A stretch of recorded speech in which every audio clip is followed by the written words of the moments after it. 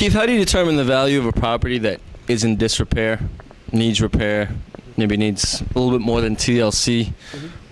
How do buyers, well, how would you as a buyer determine what to offer and just go about buying that property? Well, first I'll take it the other way around. I'll add on, what does the seller's agent do first?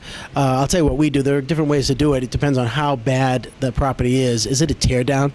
If it is, then we have to give it a different number. But let's assume that it needs fixing, and let's assume that after the house is fixed up, it's going to be worth $400,000. Then we take, okay, if once it's fixed up and it needs $50,000 worth of work, we're now down to $350,000, and then we have to back out a couple extra dollars because somebody coming in to buy a property like that isn't going to typically buy a property, put $50,000 into it, and not make any money on the investment. So we then have to back down a couple extra dollars. So maybe we're down to $325,000 or $320,000 to price it.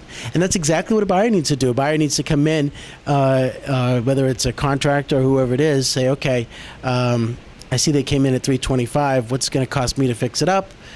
Okay, what type of offer should I make? Got it. Now, obviously, you have to be working with a qualified contractor who would give you estimates and things like that. How would a buyer go about finding the right people, especially maybe like, let's just say it was their first project or their first home?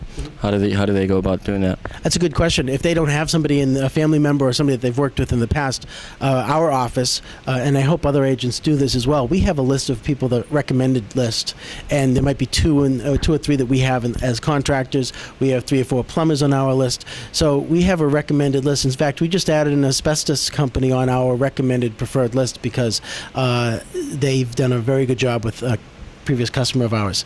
The other thing they need is a great loan officer, because they're going to need a loan officer to get the money out to be able to do the repairs if they don't have the cash themselves.